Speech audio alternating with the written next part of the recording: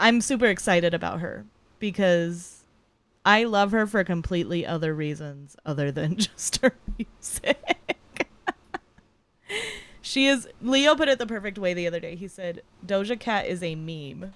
That's what she is. She is a silly goose. Welcome to the Siren Songbook, a podcast where we discuss female artists, their music, their history, and the impact they've made on the music industry. Join us each month as we pick a new inspirational artist and celebrate exactly what it is that makes them so magical.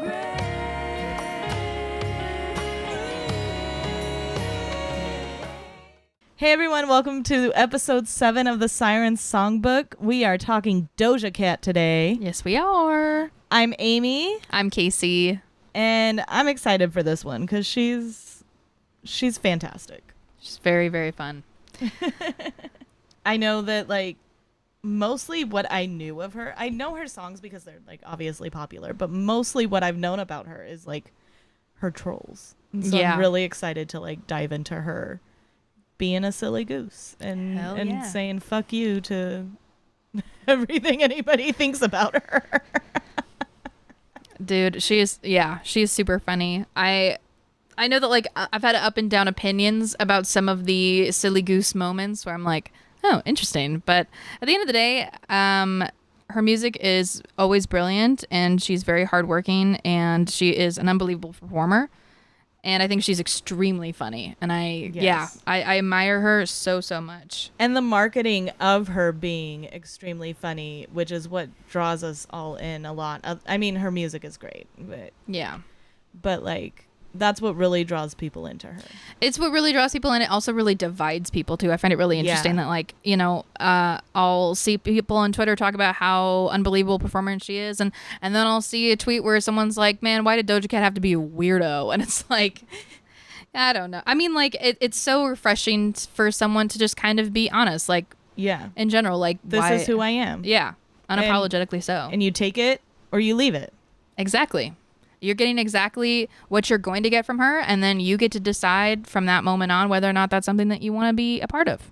You know, at the end of the day, you know, if you shouldn't hold people on a pedestal, and also if someone has a personality and that makes you not like them because they have their own personality, then maybe you need to go to therapy.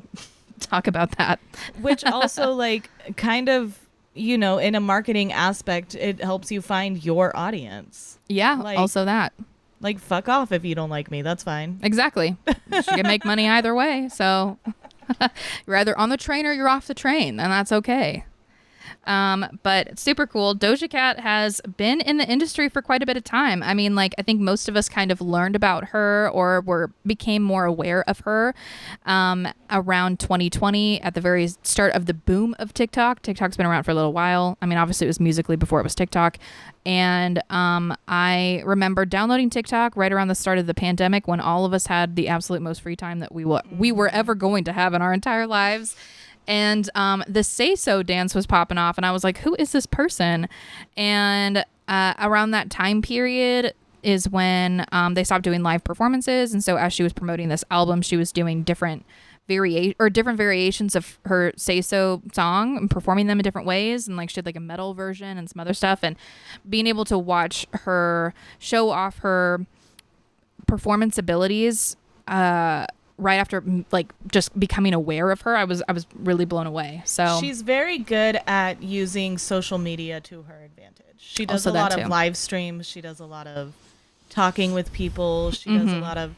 She's one of the artists who I think has used social media and the blowing up of TikTok in 2020 to her advantage in some of the best ways. Oh yeah, and I know that, like, a lot of artists blew up in 2020. A lot of record labels signed people in the boom of TikTok through 2020, and while most people did not make it out of that little boom, and a lot of people have already been shelved or they've been dropped by their labels.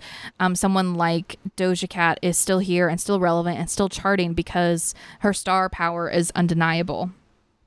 100%. I mean, our story kind of starts with her back in, you know, she was born in 1995, so she's a millennial.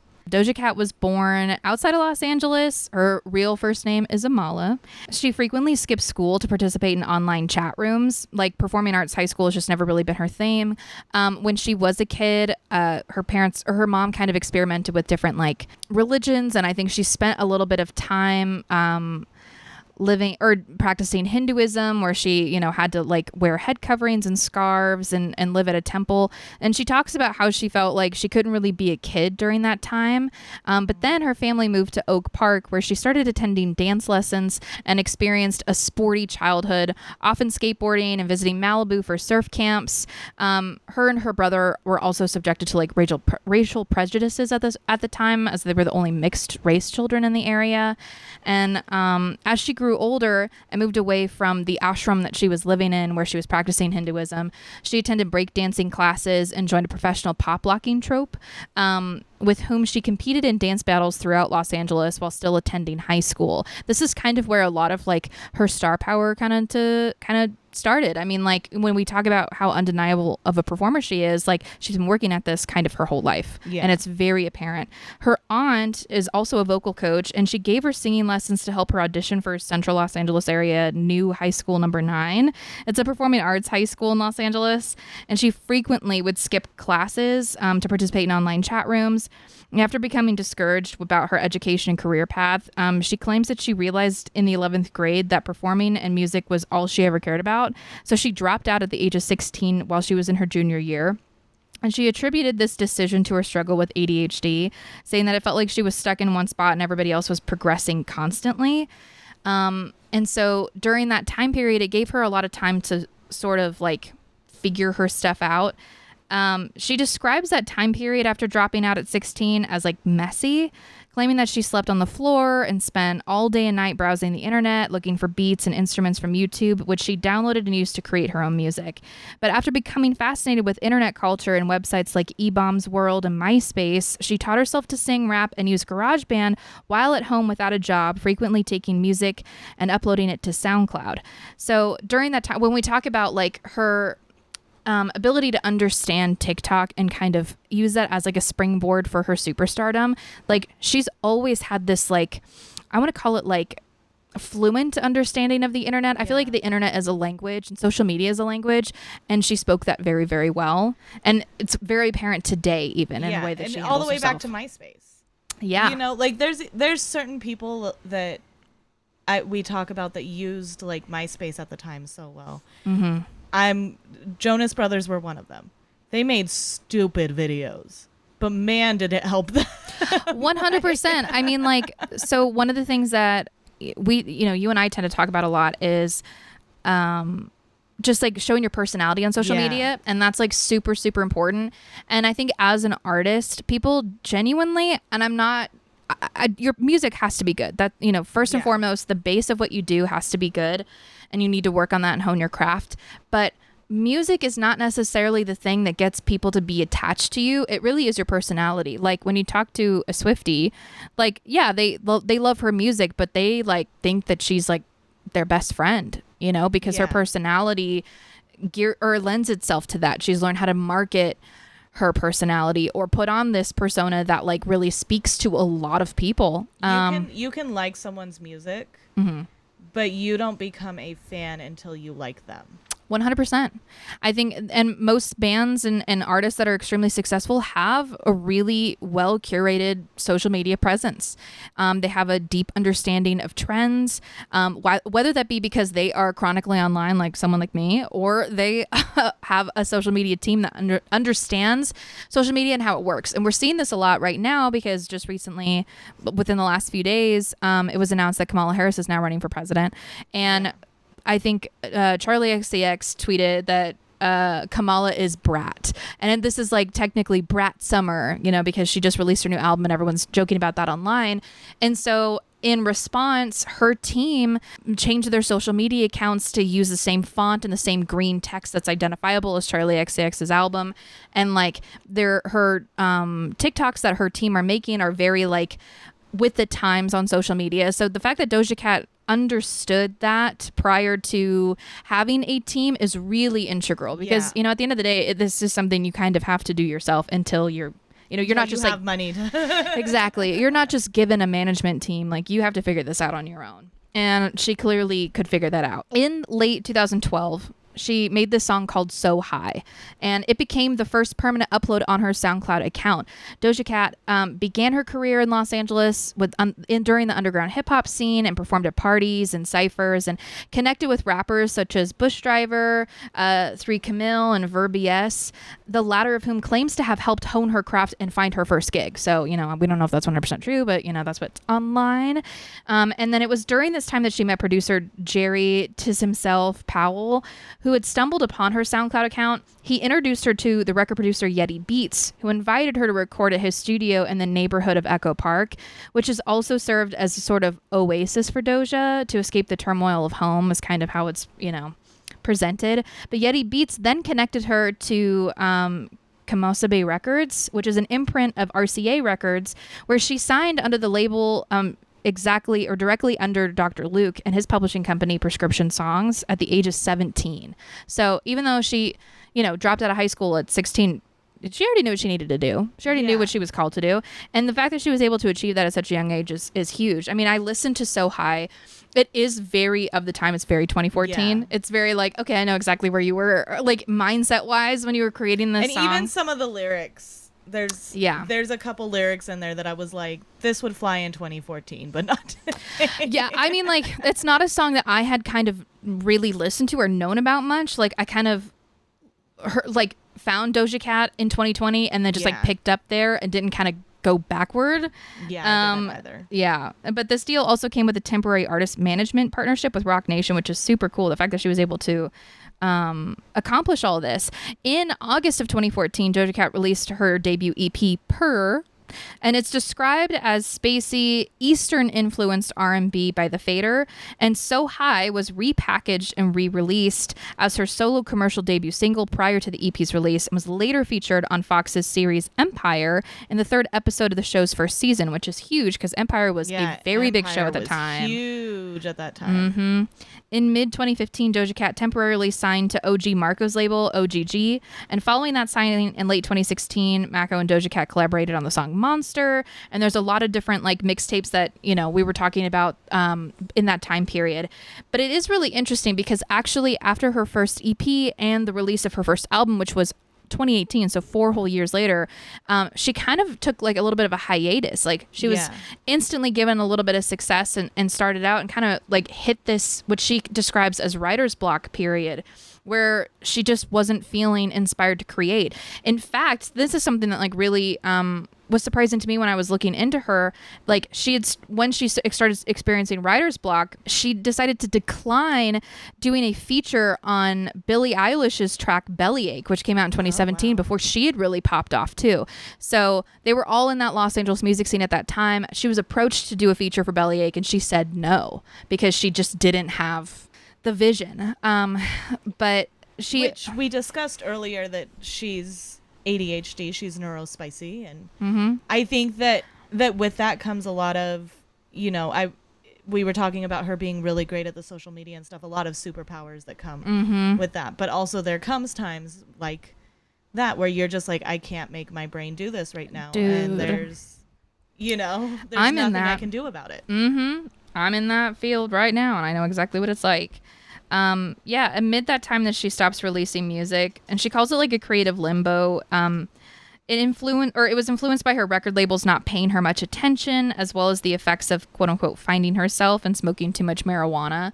But it does really, like, that would really weigh on you too, like if you are signed to a record label and then like not really given the attention, which which is great that she was able to harness the power of social media to make the record labels pay more attention to her. But it also really shows how much that she didn't really need the labels. Like, that stardom was there. I think it's understandable that like that was something that like kind of caused her to be like, I like have that burnout that like was like, fuck, I can't do this. And honestly, I love Bellyache. I love Billie Eilish's music. I don't know if I could have pictured it, with Doja Cat on it. Yeah. I think everything happens for a reason. Yeah.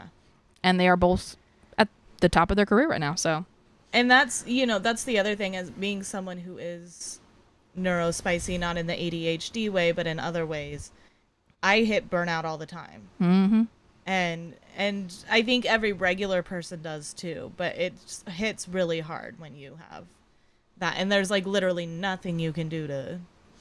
No, not at all. I feel like trying to push yourself through burnout can make you just quit that thing altogether. Yeah. Like I have a tendency to do that. Like right now I'm experiencing some artistic burnout, and I'm autistic, so if I am not feeling it, I can't do it. Yeah. Like literally I'll just sit down in front of my keyboard, or I'll try to change things up and I'll play with my guitar, or I'll go sit in a quiet place and try to like tap into something, but there's nothing there right now. And I think if I push it, then it's never going to be something I pick up again. And that's just how it is, So it'll push you to the point that you're just like, I'm done. I don't want to do this anymore. Yeah. So you have to be able to find that balance. And I know it's extremely hard, but I'm glad that she was given the opportunity to kind of take that time and like find herself before she like made her debut with like her first full-length album, which is called Amala, which is her first name. Her first major commercial release it came 4 years after the debut of her EP. And that first release came with a song called Roll With Us in February of 2018. She released Go to Town as the lead single from her debut album with an accompanying music video. Candy was another track. And that would become her first like sleeper hit because it became a dance challenge on the video sharing platform TikTok, and it went viral in late 2019. So like right before, like on the cusp of the TikTok boom. The single consequently charted in countries such as Australia, Canada, and the United States, with the latter having a song peak at number 86 on the Billboard Hot 100, making this her first solo entry on the chart. But then, so March 30th of 2018, Doja Cat releases the studio album Amala. It was released through the same record label, and those singles kind of did well. But Doja Cat had expressed that strong disdain towards the record. The release was kind of uneventful, and it was ignored by critics and failed to chart in any market. That same thing, that burnout that she was talking about recently, like prior to this album coming out, kind of came true. Like she wasn't getting the support from her label. But yeah, she said that she has a strong disdain towards the record, claiming that it doesn't entirely represent her as an artist, and that it isn't a quote finished album since she was constantly partying or high on marijuana during its recording. And she claims it was also rushed in order to meet deadlines from the record label, who paid it quote almost no support, which is such a horrible thing, and that happens to a lot of artists, unfortunately, where they'll sign somebody and then they won't shelf them, but they like won't help them at all. And that's I do find that really unfair.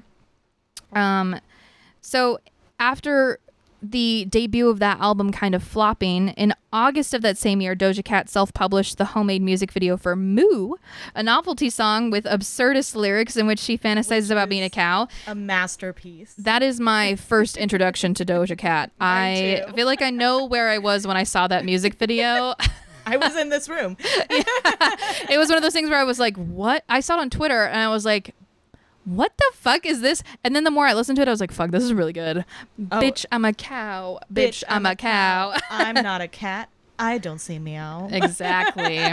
Wise words, Amala. Thank you so much.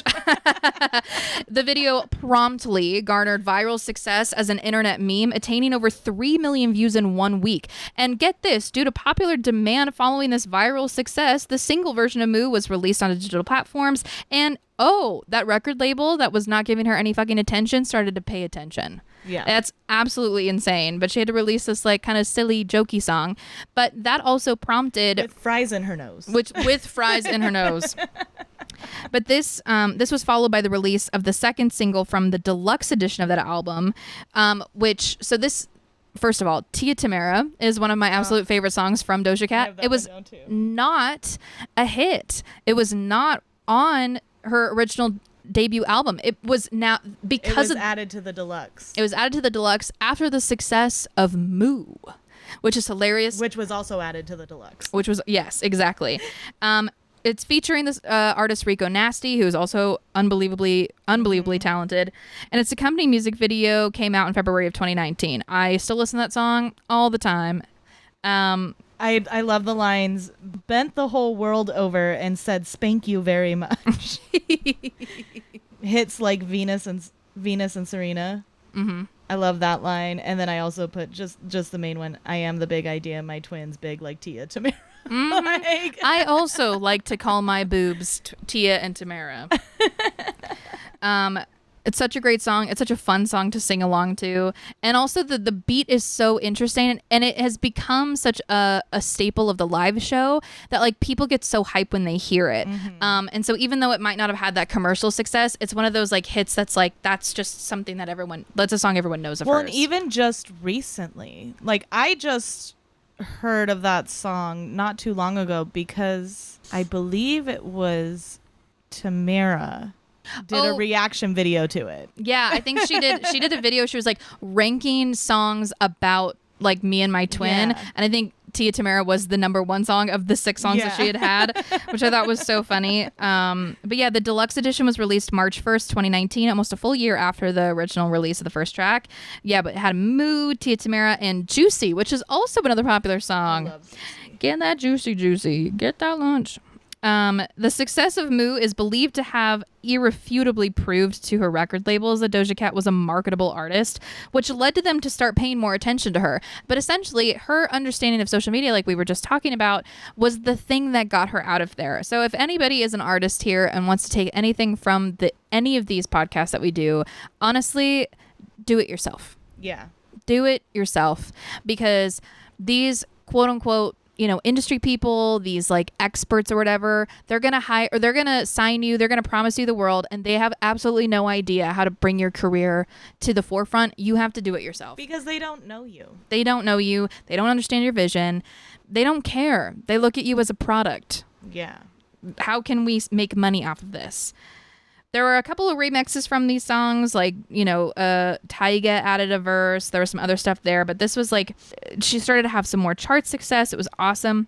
The song's success led to Amala debuting for the first time on the Billboard 200 chart of the same month. In October of 2019, Doja Cat releases Bottom Bitch, which is the second single from her second album. This was followed by the release of the single Rules, alongside the announcement of her second studio album, Hot Pink. Hot Pink was released on November 7th, 2019 to generally favorable reviews, and the album would eventually peak at number 9 on the Billboard 200. Doja Cat was meant to feature on a track titled Broward Coward from an early version of the late XXXTentacion's fourth studio album. However, the song was ultimately scrapped because he unfortunately passed away. But she later released the single Boss Bitch as part of the soundtrack for the 2020 film Birds of Prey, which is also, that's like my third favorite Doja Cat song. I also love Boss Bitch so much. But in January of 2020, Say So was sent to radio to become the 4th single off of her album Hot Pink, and that song exploded. Exploded. It originally released alongside the album in November of 2019, but gained wider popularity through the video sharing platform TikTok. She performed the song on The Tonight Show starring Jimmy Fallon in February of 2020, and then the next day she released the music video for the song, which incorporates this dance that was created by somebody on TikTok and became like the Say So dance challenge. But she did that dance in her music video, which is super cool. The solo version of Say So peaked at number 5 on the Hot 100, becoming her first top 10 single, and was the most streamed song of 2020 by a female artist in the United States, which is, we all were at home all of 2020, which means that song was streamed a lot. In May of 2020, following the release of a remix of Say So featuring Nicki Minaj, and then the single topped the Billboard Hot 100, becoming her first number 1 single for both artists, and the first ever female rap collaboration to peak atop the chart, which is super cool. And she, like, I still hear that song to this day because they have it as a Fortnite emote, and Leo had to buy it. And he uses it all the goddamn time. Exactly. you know something is extremely popular if it's now an emote that your Fortnite character can dance to. And she has a few of them. So yeah, that's also very true. We'll hit that one later. Exactly. She was supposed to set off on the Hot Pink tour in support of the album, but obviously was postponed due to the COVID-19 pandemic. She featured on some other songs, like she did the song Pussy Talk by the rap duo City Girls. She did a song with Lil Nas X, and she released a music video for her single Like That, and she also uploaded some other demos onto SoundCloud. At the 20th BET Awards, Doja Cat was nominated for 2 awards for Best Female Hip Hop Artist and Video of the Year. And her song Freak, which has been on SoundCloud since 2018, was officially released on digital platforms. She instantly started, charting. There was all kinds of songs that came out, and she started performing them all over different award shows and different late night talk shows. And it kind of became a thing of like, how is Doja Cat going to reinvent Say So this time? And this ended up getting to the point where she did a metal rendition of Say So for the 2020 MTV Europe Music Video Awards. And it like essentially is like her version of like an Evanescence song, but it's Say So, and it sounds so good. She was just flexing on everybody else. Like, oh, you guys are playing checkers and I'm playing fucking chess. Yeah. I was going to say Hot Pink, I have Say So down because it's literally a modern classic now. Like, the way 100%. But I also like that.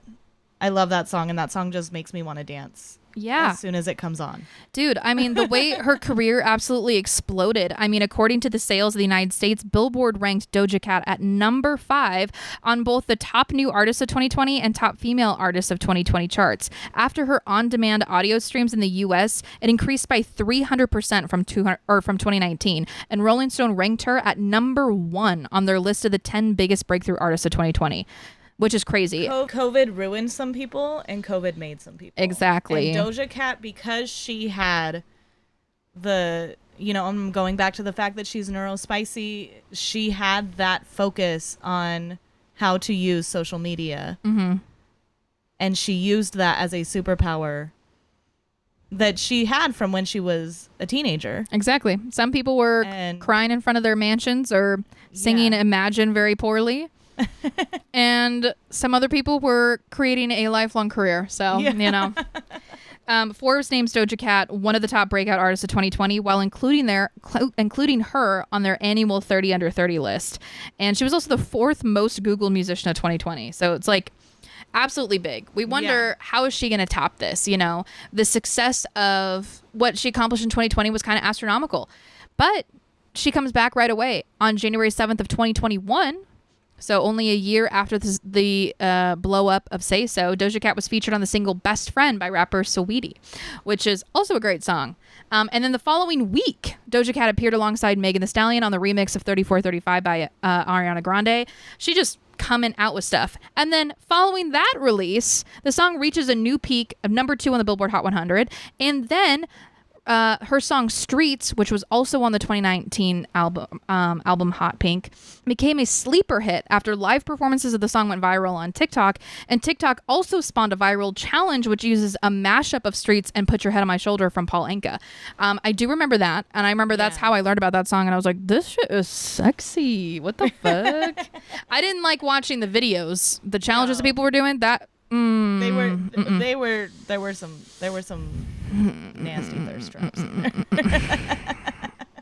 Your body is between you and your God. I don't want to see it on my little doom scrolling app. Thank you very much. But that's okay. I wanted to see some of them. Most of them weren't men, though. Yeah. I'm sorry. If you are a man and you make a thirst trap, you should go to jail. For life. You gotta be put on some fucking list, dude. But women, please keep going. I want to see that.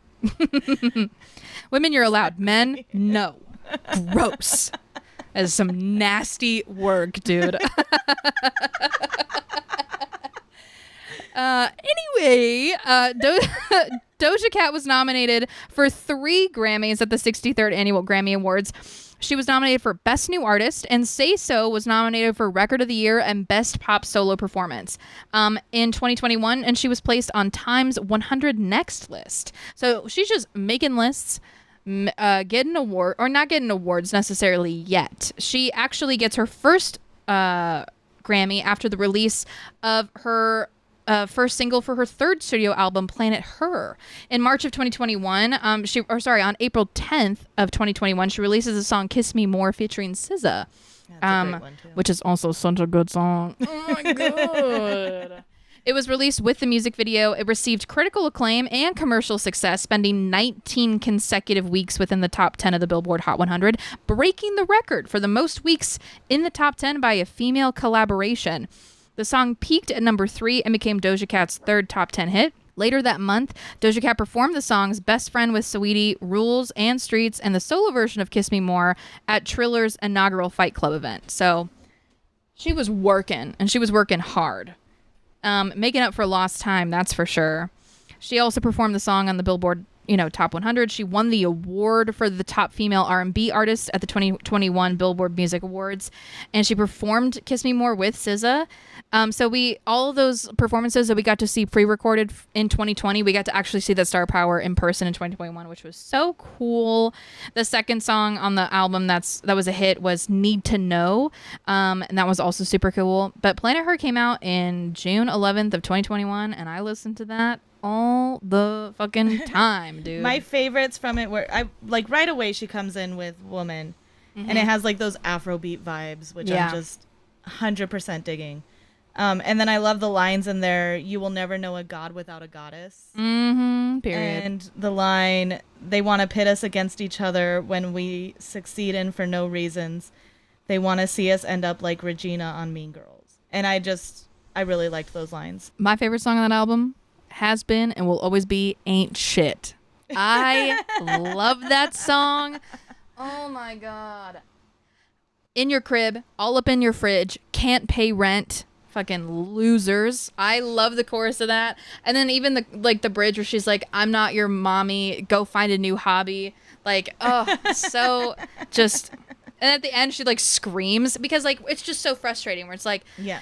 or I think at the very end of the bridge, she says like, "You should have paid my rent. Go get a fucking job." And she screams at the end, and I think that's just so fucking funny.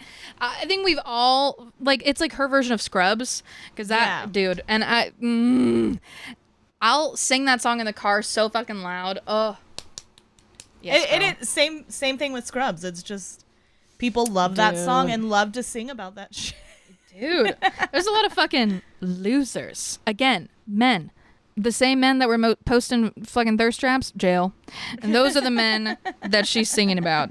And in this time, you talk about it's so funny that she's yelling at the end. And in between this and her next album, she becomes famous for being a troll. Yes. She loves going to battle with people. When they comment in her stuff, she responds. Mm-hmm. And some people don't like it. And she's quoted as saying, "A lot of people think I'm not good at handling trolls because I respond to them. But that's the art of it. I love to go to fucking war with trolls." That's just what I've grown up with. I've been on the internet for 1,000 fucking years, and it's just part of me that I need to respond. People think, "Oh, if you're defending yourself, you're weak. But I want to rest on everyone can suck my dick from the back." "If somebody wants to fight me on the internet, I will gladly join in, balls to the wall. It's fun for me. I'm a very messy bitch." Period. I love that. I think that's so funny. Which then leads into her next album, because she starts trolling the internet with things like "Planet Her and Hot Pink were a cash grab, and y'all fell for it." Oh my gosh. And I do remember that came out and the way that everybody was so mad. And I gotta be honest, I was a little bummed because I love Planet Her so much. When she said that, I was like, oh, dang it, I did fall for it. But it was such a good thing to fall for. What do you mean? And I don't know that she even fully meant it as much she as... probably did or did. Maybe she meant it and she didn't mean it. Yeah. That's the art of trolling. She's 50% being serious. Yeah, and that's everything on hers. So then she comes out, "Now I can go disappear somewhere and touch grass with my loved ones on an island while y'all weep for mediocre pop." And I feel like it's just her way of fucking with her haters. And then she starts releasing songs titles. She said one's going to be called Wet Vagina and the other one's going to be called No More Pop. And she's adding rap verses that are mid and corny. and she's just talking about how she knows they are. This next one's not going to be anything they like, and that's fine. And then she starts saying that it's going to be, her new album is going to be a rock spoken word album titled Moist Holes. And then she said, "Just kidding. It's going to be a French conceptual experimental country bohemian fusion with the essence of bluegrass. With 1,000 features. Oh my God. So leading up to this next album, she is just fucking with people. Oh my God. I think it was like also the way that it really did rile up the internet. Like Twitter was ablaze. Yes. And people are still mad about it. That's when you get comments like, she's been on tour lately and I've been seeing a lot of footage of it on Twitter specifically. And that was where I saw the comment of like somebody like quote tweeted a video of her performing, and they were like, man, I wish Doja Cat wasn't such a weirdo. Hey man. That's who she is, and that's her fandom loves it. Well, right. I mean, like, I feel like it's really like weeded out the people that were just there for the clout and kind of like, we like this kind of music. But like, yeah, I mean, my partner does the exact same thing. They're on Twitch and they eat trolls for breakfast. That is a favorite fucking thing to do. If there's a troll, I'm not allowed to ban them. He wants to play with his food, and his whole thing is, hey, if you don't fuck with me, like, good. I'm trying to weed out the people that don't fuck with me, and I just have the people that do. And she's so good at it, and it gives me a great laugh while she does it. And 100%. And she's leading up to this album, and she does, on the next album, she does actually have a song called Wet Vagina. But she leads up to this next album. In the meantime, she's also establishing herself kind of in fashion. Like, she's very fashionable, but she's also trolling in that too. Like, everything she does, she trolls a little bit. And so she like went to the Met Gala, the Oscar de la Renta year, as his cat. People were complaining that she didn't wear lashes enough. So then she comes out at Paris Fashion Week, shaved off her eyebrows and put lashes for her eyebrows and a mustache, and said, if lashes are what you want, lashes are what you get. Dude, my only comment on her like Fashion Week looks are when she did that completely encrusted beaded look, the all red. Yeah. That looked like a sensory fucking nightmare. It did. I mean, go her. That is so cool. But that looks like I remember Jim Carrey talking about having to be put in like the Grinch suit every day, and he said that he had to like essentially learn like torture techniques, like how to like deal with torture, because it essentially was for him. And that looks like that was the same fucking thing. Like, I'm the kind of person that after a couple of hours, or if I'm even remotely stressed, all of my jewelry has to come off, and my clothes. I don't want anything fucking touching me. So as soon as I come home, I'm just I need to be stripped. I need to wash off the day, and I just need to have my little me time. And that outfit, I looked at her, and I was like, I'm stressed. I need to look away. Yeah. I'm personally feeling... It looked cool as fuck, but it looked not fun. It didn't know. But it was a sleigh, so... Same with her. Have you seen the inflatable one that she wore at the VMAs? Was it VMAs? Yeah. I think it was the VMAs, and she had like this, it was inflatable and it went around her whole head, and it was just her head there. I think I do remember that. And she accepted an award in it, and she goes, I look like a worm and I love it. Yeah. That night she was also hosting, and she came out with a chair on her head as like it was a fashion thing that was happening at the time, but she eventually takes it off and sits on it.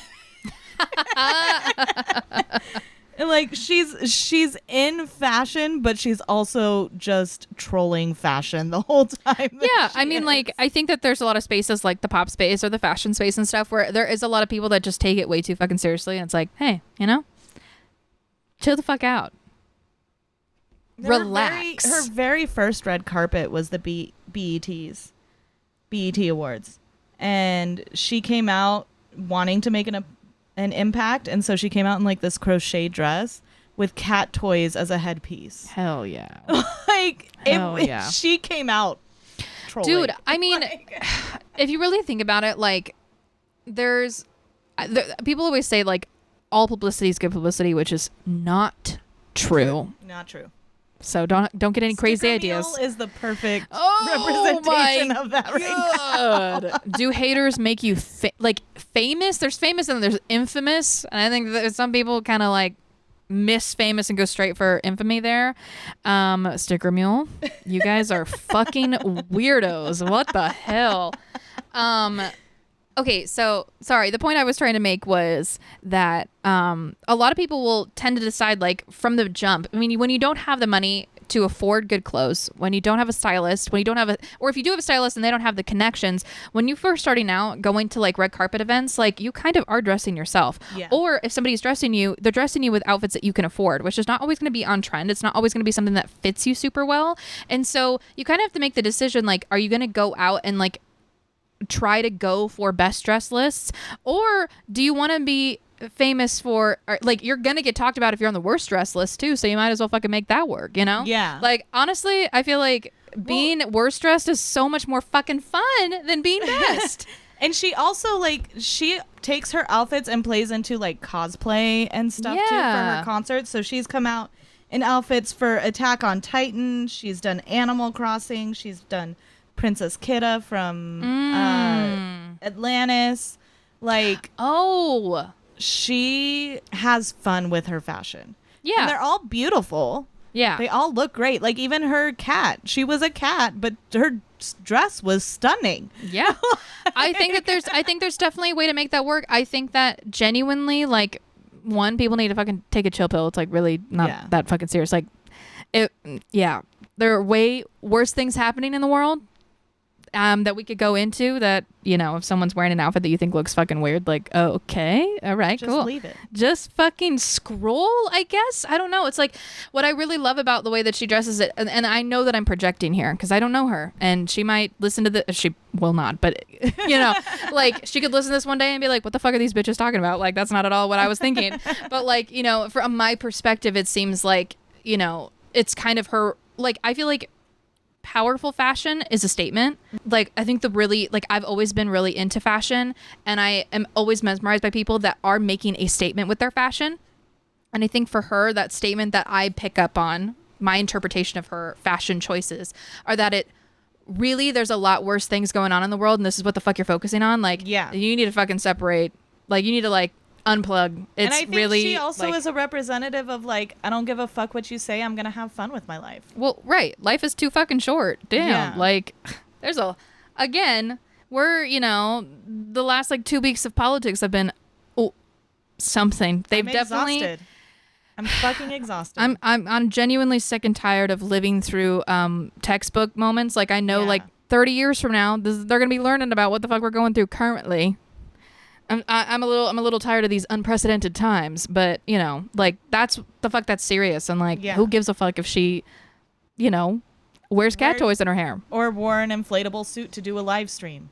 Yeah, Like- dude. And I mean, like, Or and shaved her eyebrows off and put dude, eyelashes on. and to be fair, nobody's perfect. I know that there are things that she has said and done that have upset people in ways that make sense, that I think are, you know, you need to hold people. I mean, yes, you need to hold people accountable. Everyone's also just a person, so, you know, Yeah. pick your battles here and there. I mean, she has done things that are not perfect, and I'm not like trying to put her on a pedestal, because it's literally the opposite. Yeah. Of, like, kind of the point she's trying to make. But essentially, we're just, you know, celebrating some of the cool things. This like last album that just came out with Scarlett, I mean, her first single off that album was Attention, and I think it's so powerful to, like, you know, she was getting all of this attention for the trolling she was doing on social media, and also the way that she was dressing, and she like shaved her head and all this stuff. And like, kind of part of the reason why she shaved her head was obviously not just for the fact that like it's a lot easier to like put a wig on if you don't have to like tug your hair into a bunch of different stuff, but like, you know, you can be pretty and not have hair, you know? And I think that Yeah. there's this weird Western, specifically very white Eurocentric expectation that having long hair means that you are pretty. And like, that's just not how everybody across the world looks. And I think that it's very powerful of her to at the height of her career, shave her head. and go, I'm not my hair, dude. And also, I wear wigs. Like, it's okay. It's like not that big of a deal. And the way that people were like making it a big deal, I just think it's so cool that the very first line from this era of Doja Cat was, look at me, you looking? Like, this attention that you're fucking like, you know, I just thought, I don't know, I think it's really powerful. And she does, and you know, she does use her trolling. It's funny and it's hilarious, but like you said, it does make statements too, like, yeah, I'm still fucking gorgeous, even though I have a shaved head. Yeah. Or like when Elon Musk took over Twitter and she just had a heyday with it and was like, I think her name was Christmas at the time. Oh. And she was like, please, Elon, I don't want to be Christmas forever. And he like fixes it so she can change her name. And I think she changed it to Fart.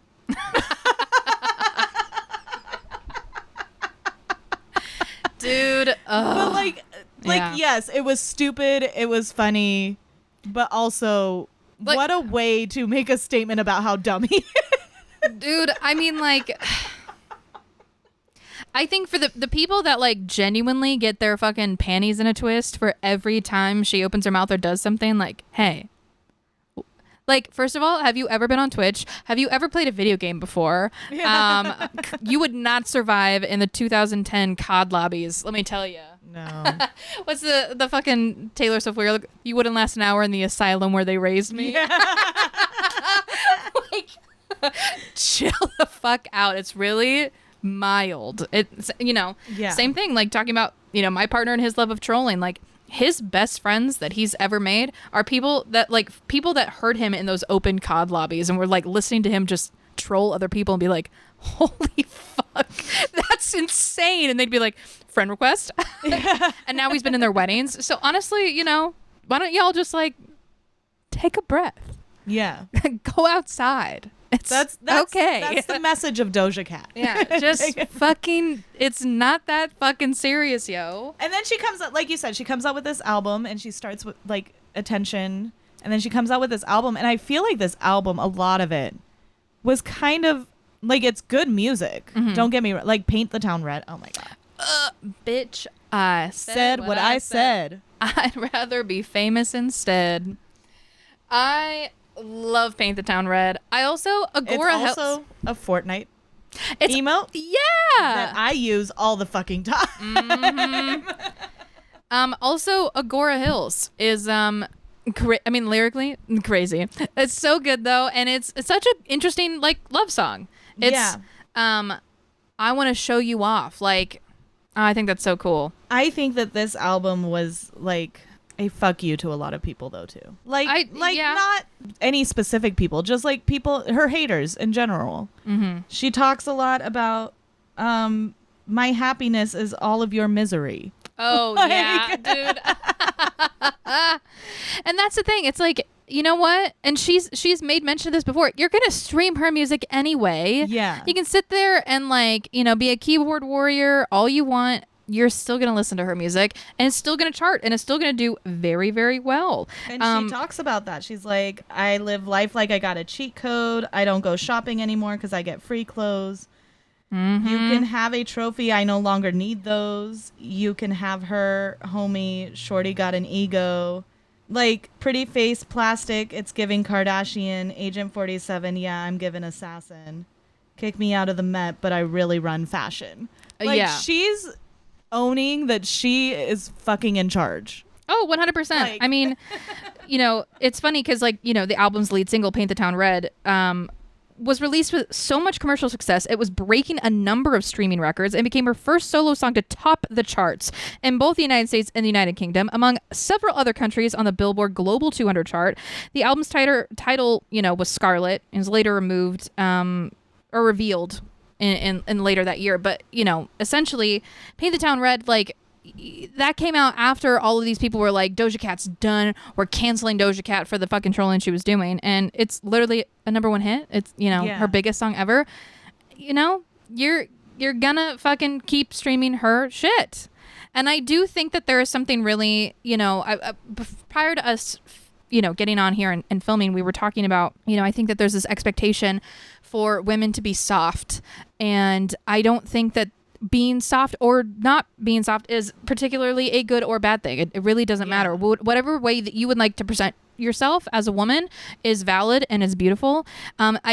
I think that in a very patriarchal society, there's an expectation that men have of women to be soft-spoken, to be matronly, to have a very like quiet voice and be really nice. And that's just not how the fuck people are. Nope. Like, we are all different shades, you know, and we all come in different colors. We all come in different sizes and different variations of that. Exactly. I can be very happy and very kind and but I can also be a fucking, well, maybe not a bitch, but I can cuss like a sailor. I can definitely be a cunt. I'll tell you that. And I don't give a fuck. It's so funny because, like, I think there's a part of me that, like, feels like, oh, if I want to be somewhat successful, like, I have to be soft-spoken, I have to be this, I have to be that. No, the fuck I don't. And, like, that's what I love about Doja Cat is, like, she's... You know, I think that, like, the personality people ascribed to her during the pandemic when she was blowing up with Hot Pink and, like, Say So, that whole, like, era, I think people, like, were like, oh, they think one way of her. And she's like, no, I'm not that person. The person you think I am is a made-up person because you don't know me, dude.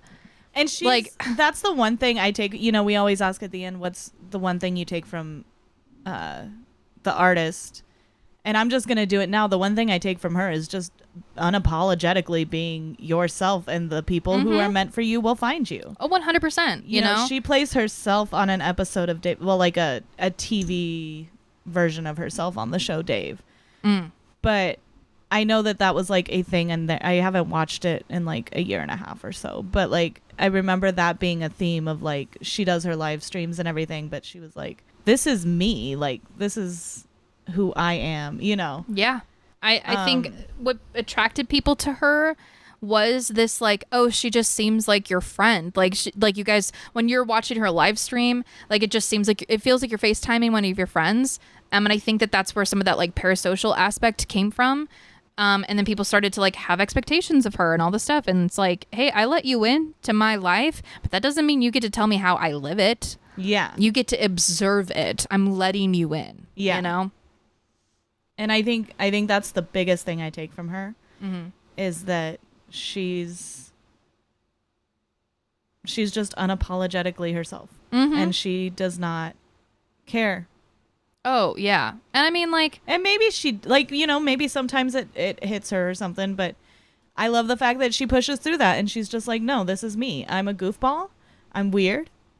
I enjoy my things, you know, like, there's also this whole thing about, like, people don't believe she's really into anime and stuff because black women apparently aren't, or mixed women apparently aren't allowed to be into anime. Well, it's like this, it's the same bullshit that Megan Thee Stallion was getting for the longest time too. And it's like, clearly she fucking likes anime. I mean, like, Otaku Hot Girl, I could go on a fucking rant about how much I fucking love that song. Oh my god. Oh. Anyway, yeah, I mean, like, in, like, nerdy queer spaces, well, not necessarily queer, but in nerd spaces, in spaces of things that are perceived as nerdy, like anime, D&D, video games, what the fuck ever. Amy and I are very much a part of that community, and, like, it is so driven by men being like, well, you're supposed to like it this way, or they're like, they do that whole fucking thing of, oh, you like this band, name 5 songs, like, but about, like, nerd stuff, and it's so annoying the way they're like, oh, you like Star Wars, oh, you probably like it because you think Anakin's hot. What the fuck ever? I actually don't. And yeah, also I do not, but you know what, I do think Leia is. Period. I like the way that, like, there have been people that, like, because I stream Red Dead Redemption 2, which is my favorite video game of all time. I love it so much. I stream that on Twitch, and I've had people come in and ask me if, like, I just like it because I think Arthur's hot. Yeah, I do think Arthur's hot, and I like this game. I'm a multifaceted individual, okay? I can put him in silly little outfits and make his hair look all nice and pet my horsey and also fucking murder everyone. That's, you know, like... And what the fuck do you care? Also, yeah, the fuck, like, I didn't know there were rules. But it's so interesting, like, the more that, like, you know, Amy and I push ourselves into these spaces, like, we have to make room for ourselves because men are not allowing that. And I think that, you know, Doja Cat, to bring this back, carries that same thing of like, I'm making my own fucking space because clearly you want me to act a certain way and you want me to be a certain way, or you don't believe that I'm into the things that I'm into that I've told you that I'm into. Like, if you're here to judge me, get out of here. Yeah. Like, leave. This isn't your space. So we will come back in just a second to wrap it up and talk about our favorite songs. But first, we are going to do a few commercials. Okay, yeah. We're gonna hear from the fellow podcasts Nice. that are on the Bass Blown family. So take it away, boys, because we're the only girls on the channel. When it comes to making the goings-on of the world entertaining, we got you covered. The Chit Show is a news, pop culture, geek culture, and music podcast hosted by none other than Danny, a.k.a. Danko, and me, Leo, a.k.a. DJ Brute. Tune in as we cover all sorts of topics with a very opinionated and wild twist. The Chit Show Podcast, where chit-chat and shit shows come together for your entertainment. Tune in on your favorite streaming platforms with new episodes dropping every other Monday. Again, that's The Chit Show, a Bass Blown Entertainment podcast.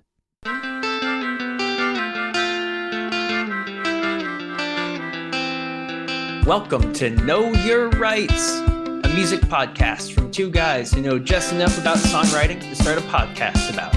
Follow Rob, And Colton. as each week we dive into a different band or songwriter and discuss what makes them great, okay, Or otherwise. music is law. And we know our rights. Streaming bi-monthly wherever you listen to your favorite podcasts. Know Your Rights, a Bass Blown Entertainment podcast. And we're back. So we were talking about her final album. Mm-hmm. She came out with that, Scarlet, a lot of really great songs on it. So looking back, what is your favorite song from her? Ain't Shit. Ain't Shit. I love that It's your song. I'm favorite. sorry. I love it. Well, that's okay because my But favorite. also Boss Bitch. I don't know. I like so many of her songs, but it's a tie, I think, between like Boss Bitch and Ain't Shit. I do think that like I didn't realize how many like I could just throw her album on and party to it while Yeah. I work. Like Yeah. I've never thrown on her albums. So like this was my first time doing that and I was like, these are bangers. I could listen to the whole thing. Dude, I will say too, also, I feel like Scarlet specifically is such a complete work. Like being able to listen to that all the way through and being like, okay, like from like Planet Her is very cohesive and so is Hot Pink.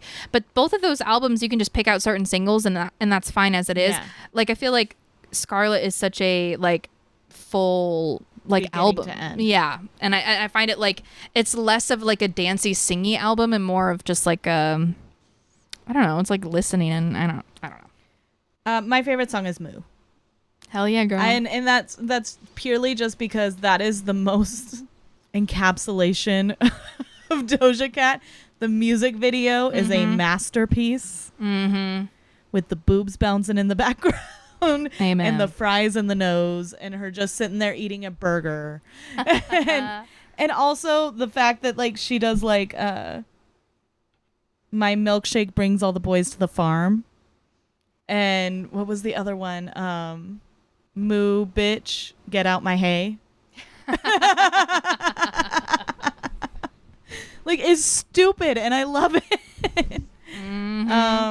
That's my favorite, but I also like I love Tia Tamara. I love Paint the Town Red.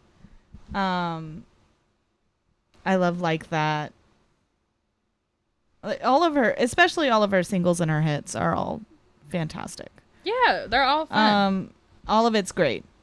What is your favorite? Well, I think you already answered that, but what is your favorite album, would you say? I think Planet Her has been my favorite album. That's the one I like consistently listen to.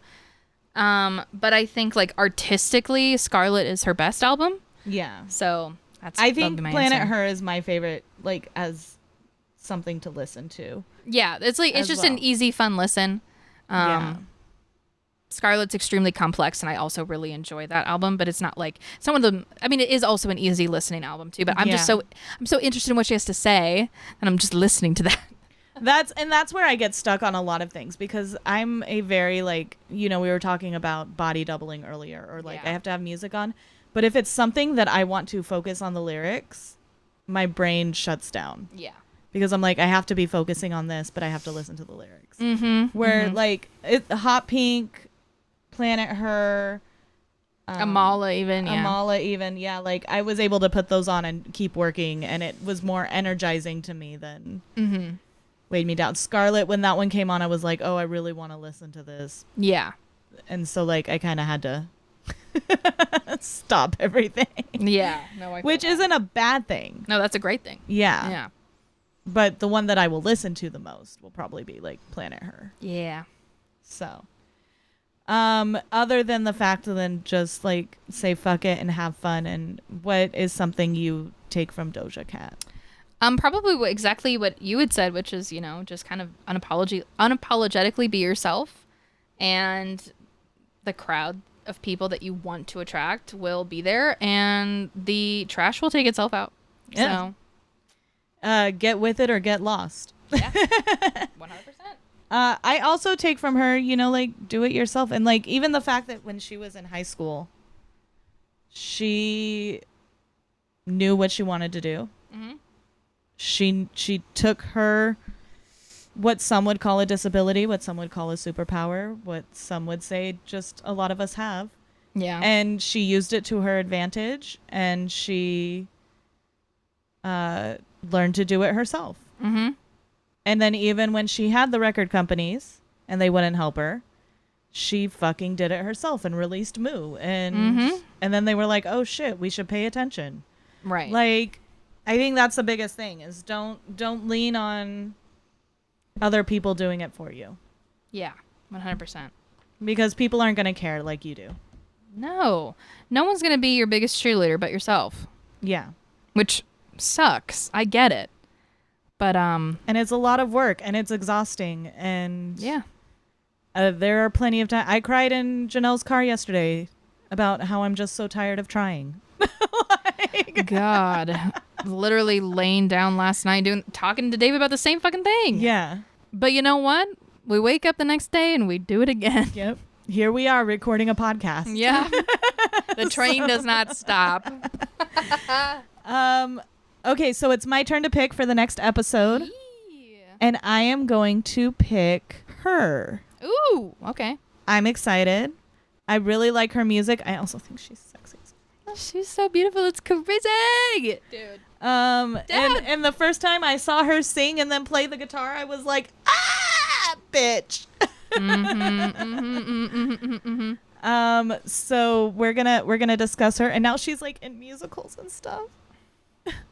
She was so good. Okay. Ooh. But we'll get into that next time. Yeah. Go listen to some Doja Cat. Remind yourself that you are that bitch. And you're a bitch. You're a boss. You're a bitch and a boss, and you shine like glass. Hey. Which Ta-da. also is a Fortnite emote. Oh shit. So I didn't know that's that. 3. Which, as we said, if you're a Fortnite emote, You've made it. You've made it. Yeah. So, all right, everyone. We'll talk to you next time. Bye. Bye. If you're looking for fun events, awesome music, and enjoyable podcasts, then look no further. The Basebone Entertainment family has you covered. With so many talented people in our community, it was only right that we not only bring you events, but all sorts of awesome entertainment. Follow Basebone on social media or join our Discord community to stay updated and engaged in everything. That is at Baseblown on social media and discord.gg/Baseblown for our Discord. Basebone Entertainment, bringing you more than just bass in your face.